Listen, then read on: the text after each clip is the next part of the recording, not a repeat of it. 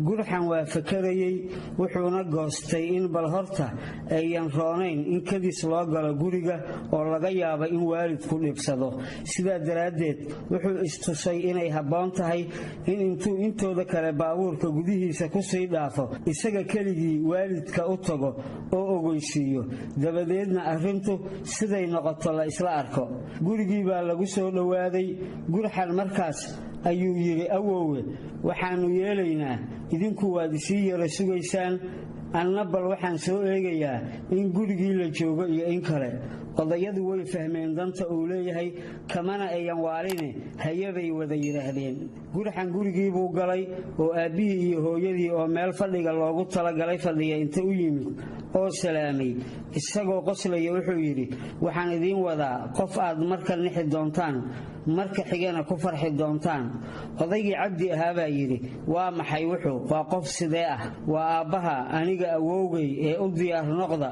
anoo idinka codsanaya inaynan ka kala jebine gacmo iyo laab furan ku qabataan sababtoo ah haddaan cisbitalka ka soo saaray kadib markaan anoon aqoon u lahayn daweynayay muddo dheer midda kale horay wuu u indhala'aa haddase waxbuu arkayaaye bal ha ka nixinina waa intaa oo hadduu naxo uu mar kale wax noqdaaye mise sidaa ma aha aabba iyo hooyo way jirtaa inuu dembi idinka galay ha yeeshee maanta ma aha nin jooga heerka aargudasho iyo wax lamida dulqaata kana ducaysta gurxan baa ku taliyey labadii waalidka ahaa afkii baa labadaan noqday way amakaageen waxaana ka degi waayey arrinta loo sheegayo hadalkii caqligalka ahaayee gurxan jeedinayay la maqal waa la is eegay iyadoon la istala weydiin baa isku mar la yidhi waa hagaage bal soo gala waa meeshii badducu kaga maahmaahay indhihii dhiman waaya geel dhalaayana waa arkaan la yaabsama leh